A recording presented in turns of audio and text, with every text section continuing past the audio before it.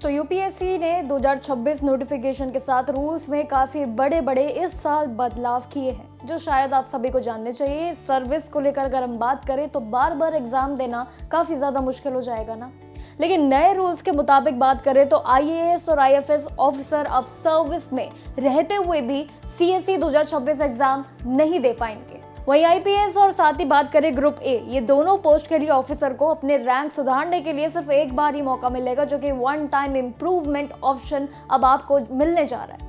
देखिए, यूपीएससी ने ये कदम इसीलिए उठाया है ताकि लोग बार बार जो एग्जाम देकर सीट्स खाली ना छोड़े, और जिससे पूरे प्रोसेस में एक बड़ा बदलाव और एक बड़ी समस्या थी, इस वजह से ही वैकेंसी में अब ये प्रॉब्लम सॉल्व करने के लिए पूरा फैसला लिया गया है। बड़े बदलाव आखिर ये क्या टर्निंग पॉइंट अब सभी के लिए लेकर आएंगे, ये भी हम चर्चा करेंगे। तो देखिए, सिविल सर्विस एग्जामिनेशन जो कि सीएसई आपका एग्जाम है, नोटिफिकेशन रिलीज कल रात को ही हो चुका है, जिसमें आपको सारी जानकारी नए तौर पर नोटिफिकेशन में मिल जाएगी। 933 वैकेंसियां हैं। साथ ही रूल्स में बता दें कि बड़े बड़े इस बार बदलाव देखने को मिले हैं। सबसे बड़ा अपडेट आप सभी के लिए है कि इस बार सर्विस एलोकेशन और साथ ही आपके अटेम्प्ट को लेकर काफी बदलाव है।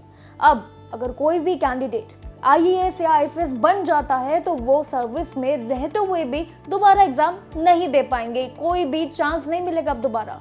वहीं आईपीएस ऑफिसर के लिए भी नियम काफी ज्यादा सख्त हो गए हैं। अब वो दोबारा आईपीएस पोस्ट के लिए अप्लाई नहीं कर सकते हैं और उन्हें अपने रैंक सुधारने का बिल्कुल मौका शायद अब नहीं मिलने जाएगा, क्योंकि सिर्फ एक बार टाइम मिलेगा, जो कि वन टाइम इम्प्रूवमेंट ऑप्शन आपको मिलने जा रहा है। तो देखिए, नए समय पर और एक बार फिर से ये जो नया बदलाव किया गया है वन टाइम इम्प्रूवमेंट का, ये समझना बहुत जरूरी है।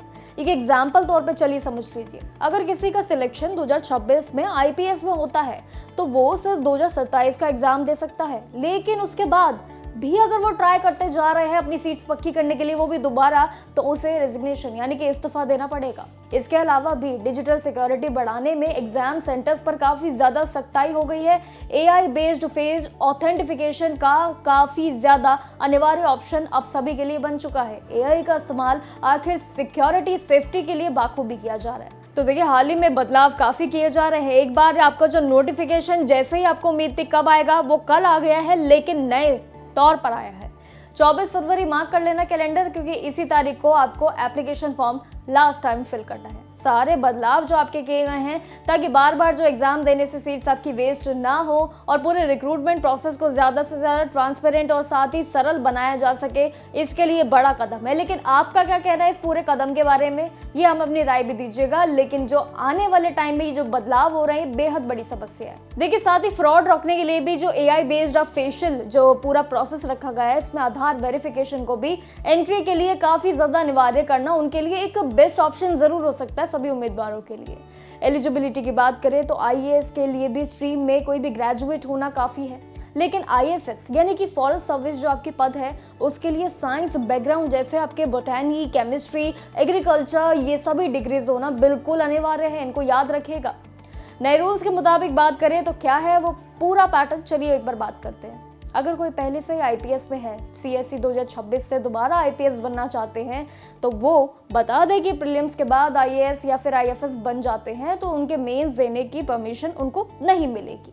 एग्जाम और बड़ा चेंज लेकर जरूर आया है। अगर आप 2026 में आईपीएस या फिर ग्रुप ए में सिलेक्ट हो जाते हैं, आपके लिए तो जो पूरा पैटर्न है वो बदल जाएगा, क्योंकि रैंक सुधारने का मौका भी एक ही बार आपको मिलने जा रहा है, जो आपको पहले बताया वन टाइम इम्प्रूवमेंट ऑप्शन। ये ट्रेनिंग के दौरान वन टाइम एक एग्जाम्पशन भी आपका जरूर होगा। वो क्या होगा, तो देखिए, सभी उम्मीदवार ना तो उसमें ट्रेनिंग ज्वाइन कर पाएंगे और साथ ही अपना जो बार बार सीट का फॉर्मूला यूज करते हैं वो भी यहाँ पर रुक जाएगा।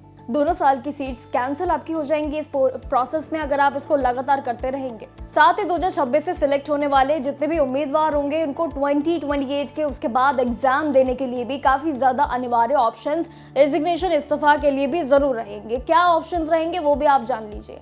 देखिए, जिसका अगर देखे पूरा मतलब क्या है पूरे ये बदलावों को लेकर, तो बिल्कुल क्लियर है कि बार बार एग्जाम देने का जो पूरा रास्ता है ना, वो अब आपके लिए बिल्कुल बंद हो चुका है। वो बैरिकेड लग चुका है, क्योंकि बार बार एग्जाम देने वालों के लिए मुश्किलें जो है वो शायद बढ़ गई है, क्योंकि ये एक देखा जाए तो प्रोसेस में काफी बड़ी गड़बड़ी जरूर है।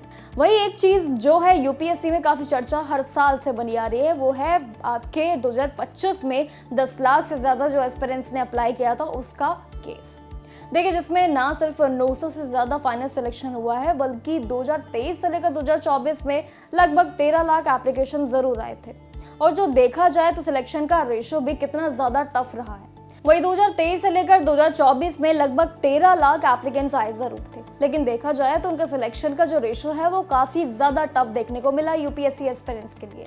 इसी के साथ ही लोकसभा में भी लद्दाख के जितने भी उम्मीदवार थे उनके लिए भी एक बड़ा सवाल जरूर उठ रहा है इन दिनों, और जो लगातार काफी टाइम से चल रहा है। देखिए, मेंस के लिए इंडियन लैंग्वेज पेपर यानी कि पेपर ए जो छूट आपको जो मिलने जाएगी उस पर क्या फैसले हैं। फिलहाल रूल्स के मुताबिक देखें तो सिर्फ 6 नॉर्थ ईस्टर्न स्टेट्स यानी कि अरुणाचल, मणिपुर, मेघालय, मिजोरम, नागालैंड और सिक्किम ऐसे कई अन्य जो स्टेट्स हैं, वहीं कैंडिडेट्स को ये पूरे तरीके से प्रोसेस में सुविधा शायद मिलने की उम्मीद जो है वो उनकी पुकार भी जरूर है।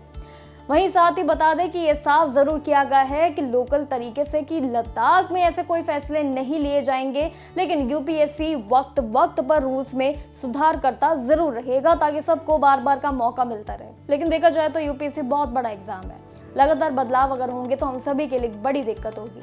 पूरे एलोकेशन के सिस्टम में काफी बड़ा ट्विस्ट भी जरूर लेकर आ गया है कि किसी भी सस्पेंस मूवी की तरह जरूर लग रहा है।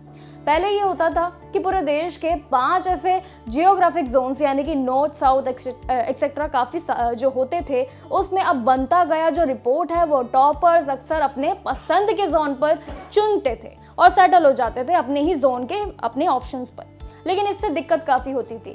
कुछ स्टेट्स को हमेशा से टॉप रैंकर जरूर मिलती थी और कुछ रह जाते थे और यहीं से दिक्कतें होती थी।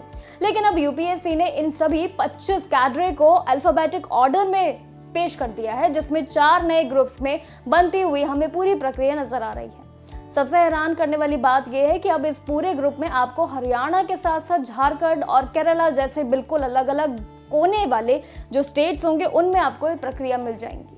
इतना ही नहीं, यूपीएससी ने अब रोटेशन पॉलिसी भी ली आई है। देखिए, ये आपको बता दे क्या है कि अगर किसी साल ग्रुप 1 में एलोकेशन शुरू हुआ है तो अगले साल जो ग्रुप 2 होगा 1 के बाद वाला, वो सीधा मतलब ये है कि अब टॉपर्स की जो किस्मत है वो हर साल घूमती ही रहेगी इस पूरे चक्रव्यूह में, ग्रुप 1 में, ग्रुप 2 में।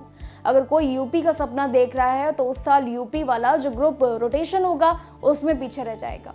उसके बाद जो किसी भी स्टेट में अगर जाना पड़ सकता है आपको, तो फिर नए जो ए से लेकर जेड का फॉर्मूला होगा उसको लाया जाएगा ताकि स्टेट के बराबर जो है सभी होशियार जितने भी जो है उम्मीदवार जो ऑफिसर्स होंगे वो बन सके, लेकिन कोई भी स्टेट का पीछा ना छोड़े। ऐसा प्रोसेस भी आगे वाले टाइम में बनाया जा रहा है। देखिए, थोड़ा सा अभी जो लगातार यूपीएससी को लेकर जो बड़े बड़े बदलाव किए जा रहे हैं, ये एक आप सभी के लिए थोड़ा सा बड़ा कंफ्यूजन जरूर होगा कि एक स्टेट, फिर उसके बाद नोटिफिकेशन में बड़ा बदलाव, फिर उसके बाद एग्जाम्स में बड़ा बदलाव। आखिर इतने बड़े बदलाव एकदम से, वो भी उस टाइम पर जहां पर एग्जाम बिल्कुल आने के करीब में है, ऐसे कैसे हो पाएगा।